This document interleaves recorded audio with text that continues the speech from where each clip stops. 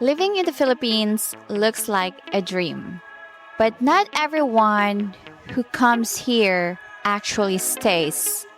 Some people fall in love with it, and some quietly live.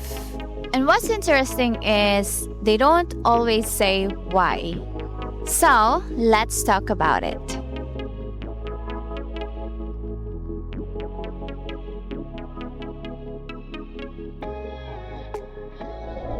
Hello everyone, welcome back to my channel. So for today's vlog, I am here in one of the resorts here in Darwin. Actually outside of Darwin in Zamboanguita. It's called Talata Beach Resort. So it's a really nice beach resort, very chill, very quiet, perfect for family and friends or just like chilling and sunbathing. So you can Google it if you're interested, if you want to see the place and maybe you would like to book a stay here or just use it for day use. And you will see the place in my vlog. It will be uploaded before this or maybe it will be uploaded later. So anyways, today we are going to talk about what foreigners love and hate about the Philippines. Because online, you will see a lot of versions of what they love and hate about Philippines. You mostly see one version of the Philippines, the beaches, the sunset, the island life. And don't get me wrong, all of that is real. But that's not the full picture. Because living here day to day, it's very different from visiting here. And I've seen this happen so many times. They come here, everything feels amazing at the beginning, and then slowly they will start noticing things. The reality.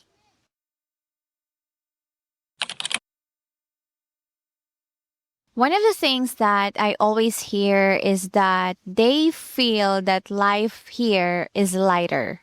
Less pressure, less structure, less of the constant feeling of you have to always do something. And for a lot of people, especially people that comes from the West, that feels really good. I remember talking to someone who just moved here and he told me that back on his own country, he feels like he is always behind. Like he needed to always catch up. Here, he doesn't feel that. And here, he can feel that shift from his country that he feels like he always have to do something to waking up slowly here in the Philippines. No rush, no pressure. You're not constantly chasing something. And that kind of freedom, it's addictive. But here's the deeper side. Freedom is beautiful. But too much freedom without structure can start to feel empty. I've seen people come here to escape stress, and for the first few months, they are so happy. But then they start feeling lost. No routine, no direction, no sense of purpose. And suddenly, that freedom doesn't feel good anymore. Because peace without purpose can turn into stagnation.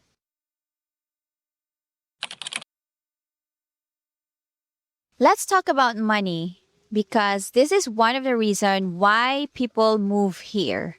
Yes, your money goes further here. You can eat out more, travel more, live more comfortably compared to back home. And that part is real. But let's break this down honestly because this is where people get surprised. It's not just about how cheap things are. It's about how you live. If you eat local, if you manage your spending, yes, you can live very comfortably.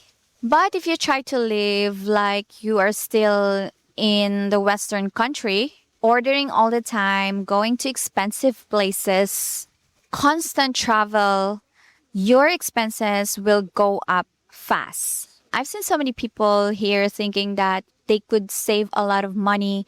And then a few months, they are like, why am I spending the same or more? because your lifestyle expands. You feel more free, so you spend more. The Philippines is affordable, but it's not automatically cheap if you don't have discipline. And another thing that people don't expect is inconsistency. Prices can vary, costs can change, unexpected expenses come up, and if you're not prepared for that, it can throw you off.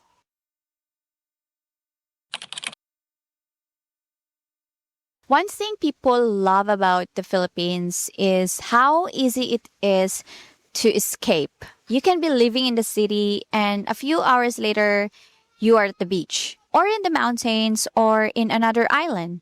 And that's something a lot of countries don't have. You don't have to plan months ahead, you don't have to have a big budget. You can just go, and that feeling of freedom, it makes life feel more alive. But here is the deeper reality. When something becomes accessible, it can also become normal. And when it becomes normal, you stop appreciating it the same way. I've seen people who were so excited about island life, and after a while, it just became their routine. Paradise doesn't feel like paradise when it becomes your everyday.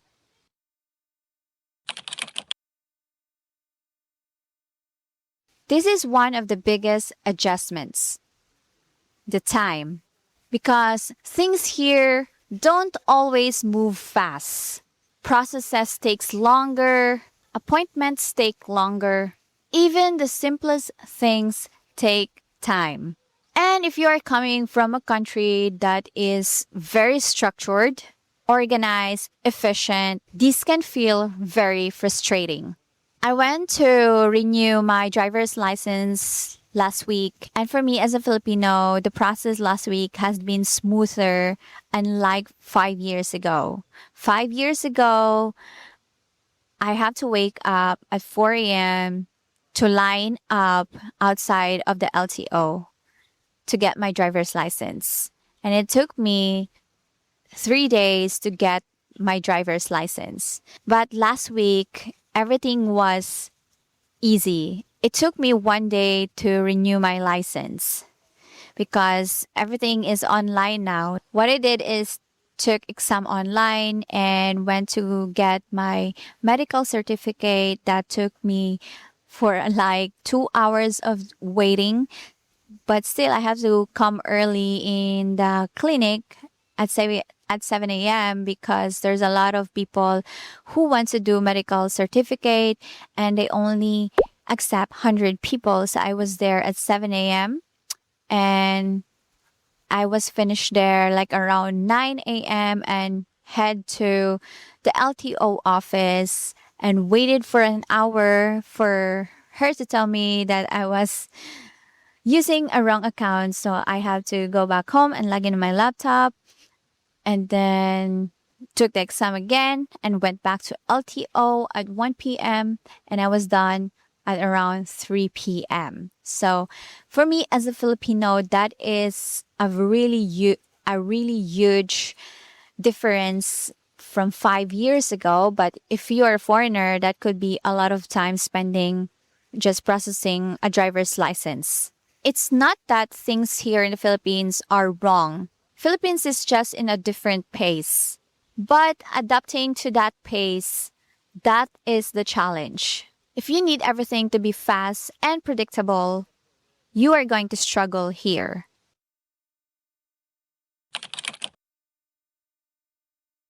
This is something that people underestimate. Internet, connection, and infrastructure. This affects everything, especially if you are working online. This can become a daily issue. Slow connection, power outage. It can affect your work and your income. So if you are someone that is working online that relies internet to make a living, this is something that you have to consider moving to an island, especially if you want to move to a smaller island like Sikihor or Siargao, power outage can be frequent. And without power, there's no connection, there's no Wi-Fi. I've seen people go from relaxed to getting stressed just because of the connection problems. And suddenly, that relaxing island life doesn't feel so relaxing anymore.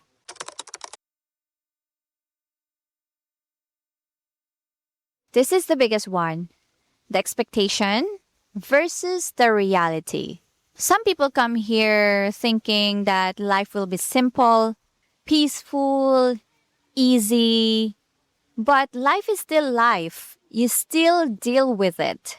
Challenges, adjustments, frustrations doesn't mean that you move to a paradise island, life will be easier. Doesn't mean that you move to an island where beautiful Filipinas, cheap beers, cheap accommodation, life will be perfect.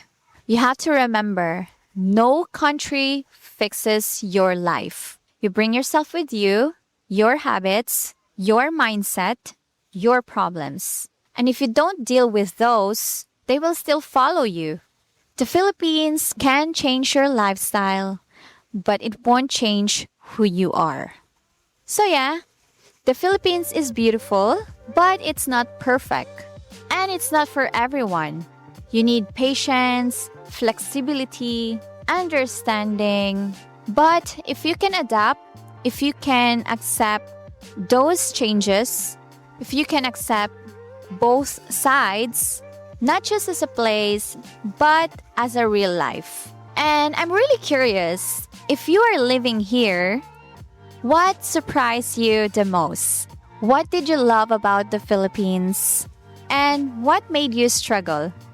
This is the end of this vlog, and thank you so much for watching. And if you haven't subscribed to my channel, subscribe to my channel if you want to learn more about the Philippines, living here in the Philippines, and dating Filipinas. Thank you so much for watching, and I will see you guys again soon. Paalam!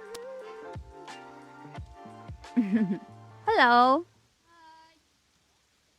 What are you guys up to? Smidging. Yeah, we're smidging. Smidging. What is that? Smidging in the pool. Oh. Okay. What are you, smidger? What is midging? I don't know. It just means smidging. Okay. Let me do it. What are you, smidging? I have to Google that. I don't know that word. I don't know. It has multiple meanings behind it. Okay. So what are you smidging? Can you like... What are you doing? Oh, what am I doing? Well, I'm trying to... Arizona, time to get No, it. it's not. It's not time to smidge out. It is time to